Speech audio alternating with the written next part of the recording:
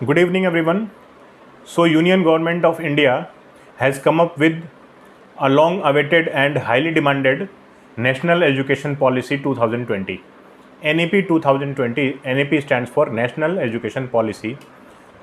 और इस पॉलिसी का डिमांड बहुत लंबे टाइम से चल रहा था और ऐसा माना जा रहा था कि जब तक एजुकेशन पॉलिसी में चेंज नहीं आएगा तब तक एक सस्टेनेबल डेवलपमेंट और स्ट्रॉन्ग सोसाइटी भारत में नहीं बन सकती है और ओवरऑल नेशनल डेवलपमेंट में जो कल्चरल हेरिटेज को भी बचा कर रखे, टेक्निकल और साइंटिफिक नॉलेज को भी और ज़्यादा फ्लोरिश करे, नरिश करे और भारत को एक सक्सेसफुल, एक जैसा पहले विश्वगुरु बोलते थे तो उस फॉर्म में देश को एक और ऊंचाई पर ले जाए, तो उसके लिए एक एजुकेशन पॉलिसी हाईली डिमांडेड था।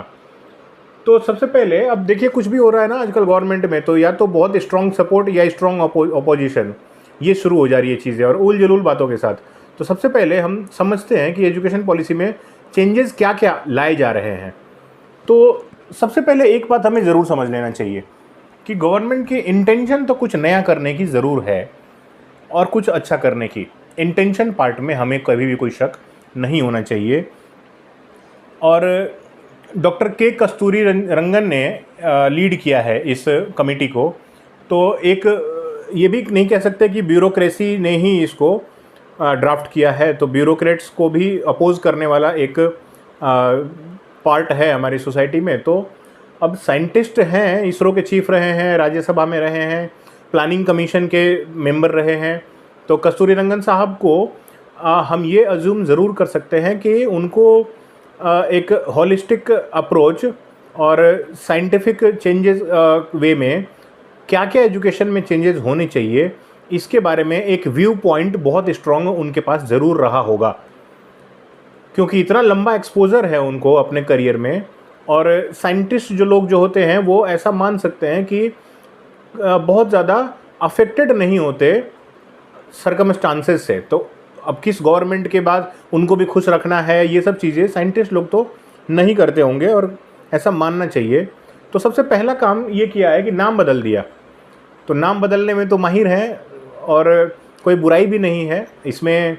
बहुत लोग अपोज कर सकते हैं कि नाम बदलने में क्या रखा है, लेकिन एक बात है कि ह्यूमन रिसोर्स नाम ना, ये ह्यूमन को रिसोर्स की तरह ट्रीट करना ये ठीक नहीं था। रिसोर्स तो कोई सामान होता है, कोई चीज़ होती है जिसको हम यूज़ कर लेते हैं। तो ह्यूमैनिटी के लिए सारा काम चल रहा है और ह्यूमन को अपने आप को रिसोर्स बता देना ये ठीक नहीं लगता। तो नाम बदलकर एजुकेशन मिनिस्ट्री रख दिया। बहुत पहले से ये नाम चलता था। 1986 में जो एजुकेशन पॉलिसी आई थी वही पॉलिसी अब तक चल रही है और उस टाइम पर HRD मिनिस्ट्री उस तब से नाम चल रहा है, अब उसको एजुकेशन मिनिस्ट्री कर दिया। अब एक काम जो हुआ है, क्रिएशन ऑफ NETF यानी नेशनल एजुकेशनल टेक्नोलॉजी फोरम। ये फोरम, ये एक प्लेटफॉर्म बनाया गया है जिसमें एजुकेशनिस्ट, टेक्नोक्रेट्स, ये सारे लोग होंगे और ये लोग एक फ्रेमवर्क प्रोवाइड करेंगे, एक प्लेटफॉर्म प्रोवाइड करेंगे जिसमें एजुकेशन को टेक्नोलॉजी से जोड़कर, अब एजुकेशन को टेक्नोलॉजी से जोड़ने में एक बड़ी प्रॉब्लम, एक तो कोविड ने ऐसा एनवायरनमेंट क्रिएट कर दिया है कि अपने आप ही एजुकेशन में टेक्नोलॉजी आ गई है। हम सब देख रहे होंगे, सबके घरों में बच्चे हैं या हम टीचर्स हैं, तो टेक्नोलॉजी बहुत ज़्यादा अब यूज़ करने लगे हैं एजुकेशन को स्प्रेड करने में। लेकिन एक बात इसमें ये थी कि स्कूल्स, बहुत सारे स्कूल्स ऐसे थे जिनके पास लैब्स नहीं थी, बहुत सारे रीजनल लैंग्वेजेस में स्टफ़ नहीं था पढ़ने के लिए, मटेरियल नहीं था। तो ये सब चीज़ों को और ज़्यादा स्प्रेड कैसे किया जाए, इसके लिए एक फोरम बनाया गया है। तो conceptually this forum seems to be very effective and very important, and we hope that this forum is going to play a very crucial role in evolving our education system. तो NETF का एक गठन किया गया है, single regulator for higher education. हम बात करते हैं अब चेंजेस जो आज प्रेस कॉन्फ्रेंस हुआ है उसमें सेक्रेटरीज बैठे थे, एक हायर एजुकेशन वाले, एक स्कूल एजुकेशन वाले, मंत्री साहब लोग बैठे थे। उन्होंने बाद में अपना, निशंक साहब ने भी एक बड़ा अच्छे इमोशनल नेताओं की तरह स्पीच दे दी, लेकिन सेक्रेटरीज ने बड़ा अच्छा ब्रीफली समझाया है पावर पॉइंट प्रेजेंटेशंस के थ्रू। तो सिंगल रेगुलेटर है हायर एजुकेशन में। अभी हम जानते हैं कि एक UGC है, एक एक AICTE है टेक्निकल एजुकेशन में, NBA है एक्रेडिटेशन देने वाला, तो बहुत सारा वेरियस रेगुलेटर्स आर देयर। तो इस ये भी कहीं ना कहीं एक चेक लगाता था, एक हिंड्रेंस था। तो उसको सबको रिमूव करके एक सिंगल रेगुलेटर अब हुआ करेगा। वो कौन होगा, क्या नाम होगा, उसका हेड कौन होगा, वो सब स्ट्रक्चर बाद में आएगा। एमफिल को हटा दिया गया। अब मुझे पता है कि आप लोग जो भी सुन रहे हो इसको, ज़्यादातर लोगों को ये नहीं पता होगा अब तक कि एमफिल होता क्या है, क्यों करते हैं। सो मास्टर ऑफ फिलॉसफी इसका नाम था, और एमफिल बेसिकली 2 साल का कोर्स था पोस्ट ग्रेजुएशन के बाद। और ये रिसर्च स्किल्स को और इम्प्रूव करने के लिए और शार्पन करने के लिए ये कोर्स हुआ करता था।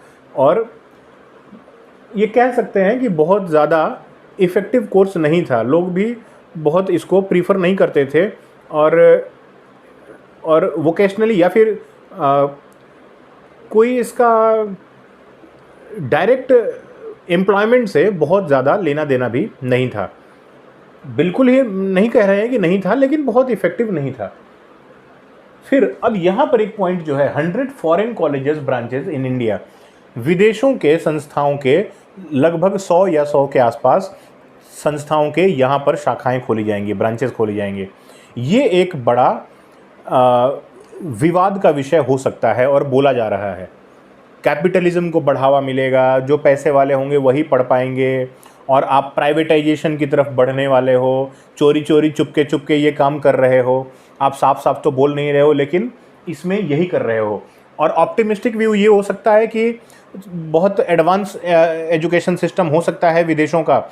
ऐसे ऐसे इंस्टीट्यूट्स हैं जिनका दुनिया में अच्छा नाम है, उनके ब्रांचेज अगर खुल जाएँ तो उनके प्रोफेसर्स यहाँ क्लासेस ले पाए, वर्चुअली सही, पर उनका एक्सपोजर अगर हमारे बच्चों को मिल जाए तो ये बहुत ज़्यादा एक ग्लोबल एक्सपोजर के लिए हमारे स्टूडेंट्स को भी बेनिफिट दे देगा। तो दोनों बातें हैं इसमें, हमको पॉजिटिव होकर देखना है। तो ये ब्रांचेज अगर वहाँ से खुल रही हैं और एकेडमिक एक्सचेंज प्रोग्राम्स होते हैं, तो यहाँ के बच्चे बाहर, बाहर के बच्चे यहाँ, तो ये एक होने लग जाए, तो सूचनाओं का और ज्ञान का आदान प्रदान अगर विश्व में होने लगे देशों में, तो ये तो स्वागत योग्य कदम है, ऐसा मुझे लगता है। फिर graded autonomy, academic administrators and financial autonomy of colleges. अब यहाँ पर बोला जा रहा है कि कॉलेजेस का जैसा परफॉर्मेंस होगा, यानी जिस लेवल के कॉलेज होंगे उसी लेवल के ऑटोनॉमी उस कॉलेज को दी जाएगी। ऑटोनॉमी कैसी? तो एकेडमिक, यानी वो क्या कोर्स पढ़ाएंगे, कैसे एग्ज़ाम्स लेंगे। एडमिनिस्ट्रेटिव, यानी वो एडमिनिस्ट्रेशन का जो पार्ट है वो। फाइनेंशियल ऑटोनॉमी टू कॉलेजेस, तो जिस लेवल का जो कॉलेज होगा उसी लेवल लेवल पे उनको दिया जाएगा ऑटोनॉमी। मल्टी डिसिप्लिनरी एजुकेशन, ये एक रिवॉल्यूशनरी पॉइंट हो सकता है। अभी तक अगर देखा जाए तो एक सिंगल डायमेंशन में पढ़ाई आगे चलती थी हायर एजुकेशन में। यहाँ पर मल्टी डिसिप्लिन और हॉलिस्टिक अप्रोच बोला जा रहा है कि आप अगर एक स्ट्रीम में पढ़ रहे हो तो उसके साथ साथ एक दूसरा डिसिप्लिन भी आप लेकर चल सकते हो, और आप जिस स्ट्रीम में अच्छा करना आपको लग रहा है कि अच्छा कर सकते हो, उस स्ट्रीम में फिर आप आगे जाओ। यानी यहाँ पर अप्रोच, अब IITs को बोला जा रहा है कि आप म्यूज़िक के, फाइन आर्ट्स के और इस तरह के बहुत सारे जो अभी तक हम को करिकुलर एक्टिविटीज़ कहते थे या एक्स्ट्रा करिकुलर एक्टिविटीज़ कहते थे, वो सारे फील्ड्स, वो सारे हमारे फॉर्मल एजुकेशन सिस्टम के पार्ट्स या सब्जेक्ट्स बनने जा रहे हैं। तो एक्स्ट्रा करिकुलर, को करिकुलर जैसा वर्ड्स अब यहाँ यूज़ नहीं होंगे। अब फॉर्मल एजुकेशन सिस्टम में हम देखेंगे कि कुछ बच्चे म्यूज़िक सीख रहे हैं, कुछ बच्चे आर्ट सीख रहे हैं, आर्ट्स के बहुत फॉर्म्स हो सकते हैं, वो सारे फॉर्मल एजुकेशन सिस्टम में आएगा। NTA will conduct single entrance exam, तो NTA नेशनल टेस्टिंग एजेंसी ये एग्ज़ाम इसको लेना है, और यूनिवर्सिटीज़ को कहा गया है कि आप फ्री हो, you can choose the score of NTA, आप चाहो तो NTA को ले सकते हो। तो ये बड़ा एक अपर हैंड मिल गया है इंस्टीट्यूट्स को, तो वो ज़रूर इसको एक्सेप्ट करेंगे कि एक नेशनल इंपॉर्टेंस का कोई एग्ज़ाम अगर हो रहा हो नेशनल लेवल पे, और उस एग्ज़ाम के स्कोर होल्डर्स अगर हमें मिल जाएं डायरेक्टली, तो इससे बढ़िया बात क्या होगी यूनिवर्सिटीज़ को और ऑटोनोमस इंस्टीट्यूट्स को। अब ये एग्ज़ाम कंडक्ट कराने वाला झंझट दूर हो जाएगा, और स्टूडेंट्स को एक फ़ायदा मिलेगा कि एक एग्ज़ाम दो और जो जैसा स्कोर है उसके अकॉर्डिंग आप नेशनल लेवल के किसी भी कॉलेज में एडमिशन ले सकते हो। तो ये बात हो गई। क्रेडिट ट्रांसफ़र, ये भी एक बहुत नया एक कंसेप्ट आया है भारत में, क्रेडिट ट्रांसफ़र।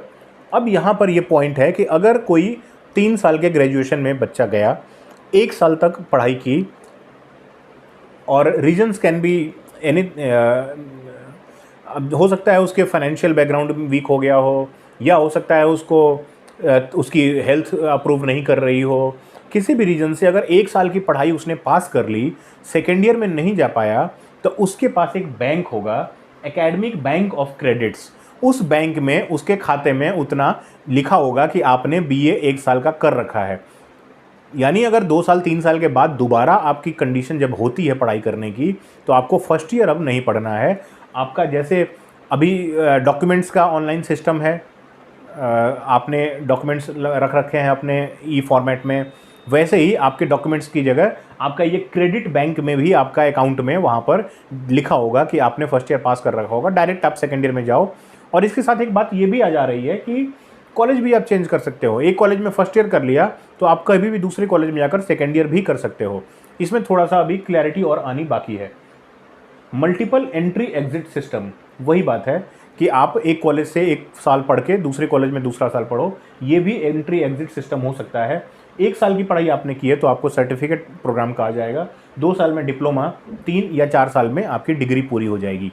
तो ये एंट्री एग्जिट भी, अब अभी क्या होता था, एक कॉलेज में आपने एडमिशन लिया तो उसी कॉलेज से आपको वो कोर्स कर कर बाहर निकलना है। लेकिन अब यहाँ पर इसमें भी एक फ्लेक्सिबिलिटी, और ये भी बहुत बड़ा चेंज यहाँ पर माना जा सकता है। अब हम आते हैं एक बहुत इंपॉर्टेंट पॉइंट पर, बोर्ड एग्ज़ाम्स। तो हम सब इस बात को फील ज़रूर करते होंगे कि बोर्ड एग्ज़ाम्स में बच्चों का बहुत सारा स्टेक पर होता था। बच्चों की यस और नो, सक्सेस और फेल्योर, सारा कुछ बोर्ड एग्ज़ाम्स के मार्क्स डिसाइड करते थे। बच्चे ने अगर 95 लेकर आ गया बच्चा तो बहुत बढ़िया बच्चा है, और अगर 80 है तो बच्चा ठीक ठाक नहीं है, ऐसा माना जाता था, जो बहुत ज़्यादा अनहेल्दी था सबके लिए, पेरेंट्स के लिए भी, बच्चों के लिए भी। अब इसके पीछे भी एक बड़ा डिस्कशन पॉइंट है कि ऐसा क्यों हुआ था, क्या माइंडसेट होता था, उसको अभी छोड़ते हैं। चेंज ये हुआ है कि ऑब्जेक्टिव और डिस्क्रिप्टिव दोनों तरह के क्वेश्चंस होंगे, दोनों तरह के आपके नॉलेज को टेस्ट किया जाएगा बोर्ड एग्ज़ाम में। और सबसे बड़ी बात, आपका स्टेक को कम कर दिया जाएगा। अब बोर्ड एग्ज़ाम का उतना इम्पोर्टेंस नहीं होगा, जो जीने मरने पे उतारू हो जाते थे लोग, वो नहीं रहा करेगा। तो स्टेक कम कर दिया। Test of knowledge application, not rote learning. अब बच्चों ने एग्ज़ाम के पहले 2 महीने, एग्ज़ाम के जस्ट पहले 2 महीने तक कमर कस के सारा कुछ रट लिया और जाकर लिख दिया, और लिखने बाद सारा कुछ भूल गए, और रिज़ल्ट आया 98%, 97%। हम लोग एजुकेशन में हैं तो हम लोगों को पता है ये बात कि कई बार 98% का बच्चा भी कंसेप्चुअली इतना वीक होता है कि हमको आश्चर्य होने लगता है। तो कहीं ना कहीं ये जो एजुकेशन सिस्टम था उसकी एक बड़ा ड्रॉबैक, उसका एक बड़ा चेक पॉइंट था, ये उसको रिलीव करने की बात हो रही है। तो ये भी अच्छी बात है। अब ये सारे पॉइंट्स कितना ज़्यादा इम्प्लीमेंटेशन में इफ़ेक्टिव होंगे वो तो आने वाला समय बताएगा, लेकिन conceptually these all points seem to be logical, and ये एजुकेशन सिस्टम में हमारे देश को बहुत फ़ायदा पहुंचाएगा। ऑप्टिमिस्टिक व्यू में हमको ये सब ज़रूर सोचना चाहिए, मानना चाहिए। अब एक ये जो चीज़ चल रही है, इसका मुझे नंबर्स और ये फॉर्मूला के अलावा कुछ लगा नहीं इसके अंदर। 10+2 जो भी सिस्टम चलता था, यानी बच्चा 3 साल का हो जाने के बाद स्कूल जाता था और 2 साल अपनी एलिमेंट्री जैसे नर्सरी और एलकेजी वगैरह करके फिर जाता था फर्स्ट क्लास, और फर्स्ट से 10th क्लास, और 10th क्लास के बाद 2 साल 11th और 12th। तो 10 first to 10 and then 11th and 12th, ये 10+2 स्ट्रक्चर बोलते थे। अब उस स्ट्रक्चर में चेंज किया है 5-3-3-4। इसमें कंसेप्ट ये रखा है कि बच्चा 3 साल तो घर में एलिमेंट्री चीज़ें सीखेगा। लर्निंग जो है ना, अब उसमें ये कह रहे हैं, आज सेक्रेटरी ने बोला है कि लर्निंग के लिए पेरेंट्स को भी हम प्रिपेयर करेंगे, पेरेंट्स को ट्रेन करेंगे कि आप पहले 3 साल बच्चे को घर में किस तरह की लर्निंग पर आपको कैसे टारगेट करना है। और 3 साल के बाद बच्चा अब जाएगा 2 साल एजुकेशन में। अब ये जो 5 है, ये है जब बच्चा स्कूल आता है तो 2 साल उसकी 5 2 3 साल उसका जाएगा एलिमेंट्री, नर्सरी, एलकेजी, यूकेजी, जो भी स्कूल का होता है, फर्स्ट सेकंड क्लास से यहाँ से निकला और सेकंड क्लास से वो गया यहाँ 3 साल, फिफ्थ क्लास 3 साल, फिर यहाँ गया 8th क्लास और 9th 10th 11th 12th 4 साल यहाँ जाएगा वो। अब ये फार्मूला चेंज हुआ है, स्ट्रक्चर चेंज हुआ है। इसके साथ साथ एक बात और आ गई है कि वोकेशनल सब्जेक्ट्स और वोकेशनल चीज़ें बच्चों के एजुकेशन, एलिमेंट्री एजुकेशन में भी बहुत अच्छे से शामिल करने की बात हो रही है। फिफ्थ क्लास तक जाते जाते बच्चे को एक सब्जेक्ट वोकेशनल दे दिया जाएगा और जो रिपोर्ट कार्ड बनेगा, जो रिज़ल्ट बच्चे का आएगा, उसमें सब्जेक्ट के परसेंटेज और मार्क्स के साथ साथ उसके स्किल सेट का भी बात होगी कि बच्चे को क्या आ रहा है, कितना आता है, उसको अलग से कौन सी स्किल में उसको इंटरेस्ट है, किस स्किल में अच्छा परफॉर्म कर सकता है। और जो रिमार्क्स पहले टीचर्स देते थे, अब वो रिमार्क्स 3 लेवल पे होंगे। एक तो वो स्टूडेंट अपना रिमार्क खुद लिखेगा, दूसरा उसके टीचर्स लिखेंगे और तीसरा उसके क्लासमेट्स लिखेंगे कि ये स्टूडेंट, ये जो मेरा फ्रेंड है। अब कितना इफेक्टिव होगा ये तो टाइम ही बताएगा, लेकिन ऐसा एक प्रोविज़न किया गया है कि बच्चे के रिमार्क्स अब 3 जगह से आएंगे। फोकस ऑन डिजिटल लर्निंग, तो ये तो बात हम वहाँ से समझ रहे हैं। NETF जो बना है उनका एम यही है कि डिजिटल लर्निंग पर फोकस करना है और कोविड ने ऐसा एनवायरनमेंट बना दिया कि अपने आप ही फोकस हो गया है बिना NEP आए हुए ही। E content in regional languages, regional languages में ई कंटेंट। अब एक बात यहाँ पर और भी है कि कहा जा रहा है कि फिफ्थ क्लास तक रीजनल लैंग्वेज में भी बच्चा पढ़ सकता है। अब सारे सब्जेक्ट्स रीजनल लैंग्वेज में अगर फिफ्थ क्लास तक पढ़ेगा और 6th क्लास के बाद या 6th क्लास में जाने पर उसको मिलेगा इंग्लिश में, तो किसकी हिम्मत होगी 5th क्लास तक रीजनल लैंग्वेज में पढ़ाने की? वो तो प्रॉब्लम आज भी हम फेस कर रहे हैं ना। हिंदी में कौन पढ़ाना चाहता है अपने बच्चों को, क्योंकि वो जानता है कि हायर एजुकेशन इंग्लिश में ही मिलेगी। तो ये जो एड्रेस करना था इन लोगों को, वहाँ पर कहीं ना कहीं ये चूक हो रही है कि हायर एजुकेशन में अपने रीजनल लैंग्वेजेस या फिर हिंदी को ही अगर हम मान लें तो उसमें एजुकेशन, हायर एजुकेशन में अपनी लैंग्वेजेस में एजुकेशन अगर मिल पाती तो वो ज़्यादा अच्छा हो जाता। 5th क्लास तक करके बहुत ज़्यादा कुछ फ़ायदा दिखता नहीं है। वर्चुअल लैब्स, कुछ स्कूल्स के पास अपने रिसोर्सेज कम होते हैं, तो इस तरह का एक एनवायरनमेंट वर्चुअली क्रिएट कर दिया जाएगा कि बच्चा अपने स्कूल से, जहाँ पर एक्चुअल रिसोर्सेज फिजिकली अवेलेबल नहीं है, वहाँ से भी वो वर्चुअली कनेक्ट होकर और वही वाली फील, रियल टाइम फील, वो प्रैक्टिकल्स वहीं से कर सकता है। इस तरह की लैब्स भी डेवलप होंगी। और टारगेट एक बड़ा रखा गया है, by 2035 50% gross enrolment ratio in higher education. अभी वो 2018 के रिपोर्ट में 28 पॉइंट समथिंग है, 28%। यानी जो भी बच्चे एलिमेंट्री एजुकेशन में जा रहे हैं उनमें से कितने बच्चे हायर एजुकेशन में कंटिन्यू कर पा रहे हैं, तो वो अभी 28% था। और हम सब समझ सकते हैं कि आज के इस दौर में ये कितना कम रेशियो है। 28% students are in a condition to continue their studies up to in higher education. तो रीजंस भी बहुत सारे हो सकते हैं इसके। फाइनेंशियल स्टेटस हो सकता है, बच्चे को समझ में नहीं आई पढ़ाई, या बच्चे को मोटिवेशन नहीं मिला पढ़ाई करने का, या बच्चा किसी अपने जो विरासत में उसको फैक्ट्री मिल गई थी वो फैक्ट्री चलाने लगा। तो बहुत सारे इसके रीजंस हो सकते हैं। इस रेशियो को बढ़ाना और टारगेट रखा है 50% 2035 तक। राइट टू एजुकेशन एक्ट में, जो राइट टू RTE एक्ट है 2009 का, उसमें 14 साल तक के बच्चों को फ्री में एजुकेशन प्रोवाइड करने का राइट दिया गया था कि आप बच्चों को, आपका अधिकार है, आप उसको मांगो, आपको एक राइट दिया गया है। अब वो भी चेंज करके 3 to 18 ईयर्स, अब 18 साल तक का बच्चा, यानी यहाँ समझ सकते हैं यहाँ तक वो 12th क्लास तक की सारी एजुकेशन पाने का हर आदमी को, हर बच्चे को राइट दिया गया है। तो ये सारी बातें हैं। इसमें जो क्वेश्चंस अराइज हो रहे हैं वो ये है कि बात मैंने बता दी कि 5th क्लास तक अगर आप रीजनल लैंग्वेज में पढ़ा रहे हो तो उसके बाद की स्टडीज़ का क्या है, वो अगर रीजनल लैंग्वेज में नहीं होगा तो एकदम से जो लैंग्वेज का ट्रांजिशन होगा वो प्रॉब्लम एक होती हुई दिख रही है। प्राइवेटाइजेशन इसमें आप बोल रहे हैं कि अगर आप विदेशी कॉलेजेस को बुलाओगे तो फिर वही लॉर्ड मैकॉले, एक डिस्कोर्स ये भी चल रहा है कि लॉर्ड मैकॉले वाले सिस्टम को और बढ़ावा मिलेगा। विदेशी आएंगे तो अपने हिसाब से वो मोल्ड करके हिस्ट्री बताएंगे, अपने हिसाब से मोल्ड करके चीज़ों को रखेंगे। तो यहाँ के बच्चों का माइंडसेट कहीं ना कहीं अंग्रेज़ी गुलामी जो मानसिकता को लेकर बहुत चिंता रहती है वो हो सकती है। तो एक क्वेश्चन आ रहा है ऐसा, उसको गवर्नमेंट एड्रेस करेगी अपने हिसाब से। और no clear cut fund allocation. अब एजुकेशन में आप कितना फंड देना चाह रहे हो?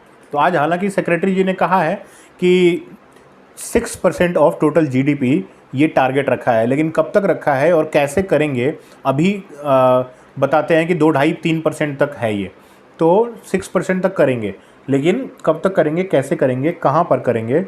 और एक बात और भी बहुत ज़्यादा कॉमन डिस्कोर्स में आ गया है कि आईआईटीज़ को और इस तरह के जो नेशनल इम्पोर्टेंस के इंस्टीट्यूट्स हैं उनको प्राइवेटाइज करने की का भी डर रहे हैं लोग कि गवर्नमेंट सोच रही है कि प्राइवेट ऑर्गेनाइजेशंस को वो बेच दिया जाए या उनके हाथ में दे दिया जाए। तो ये भी एक एड्रेस करने की चीज़ है।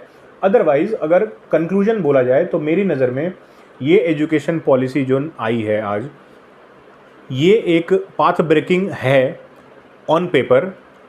कॉन्सेप्चुअली और लॉजिकली अगर देखा जाए तो हर एक पॉइंट का बहुत अच्छा आउटकम होता हुआ दिख रहा है लॉजिकली और ऑन पेपर। अब कितना ज़्यादा इम्प्लीमेंटेशन इसका परफेक्ट होगा, कितना ज़्यादा अलाइनमेंट रहेगा इम्प्लीमेंटेशन का इन कंसेप्ट्स के साथ, उसके ऊपर डिपेंड करेगा कि भारत में आने वाली शिक्षा में क्या सुधार होगा और जो नई पीढ़ी तैयार होगी वो कितना ज़्यादा वोकेशनल या कितना ज़्यादा आत्मनिर्भर बनने के लिए तैयार होगी, कितना ज़्यादा उनका मानसिक स्तर ऊंचा होगा, कितना ज़्यादा उनका साइंटिफिक, उनका टेक्नोलॉजिकल लेवल और स्ट्रॉन्ग होगा और देश को कितना ज़्यादा फ़ायदा होगा, ये आने वाला समय बताएगा। बाकी हम लोग इसको और ज़्यादा अच्छे से डिटेल में पढ़ें, समझें और एनालिसिस करें और देखते हैं कि आने वाले समय में इनका इम्प्लीमेंटेशन धरातल पर कितना अधिक तरीके से हो पाता है। क्योंकि बात बनाना प्रेस में और ये सब बातें रख देना एक बात होती है और इसको धरातल पर उतारना दूसरी बात। तो आने वाले समय में हम इन सब चीज़ों की अच्छे से नज़र रखेंगे और देखेंगे कि इसको कैसे इम्प्लीमेंट कर रही है हमारी सरकार। बहुत बहुत धन्यवाद।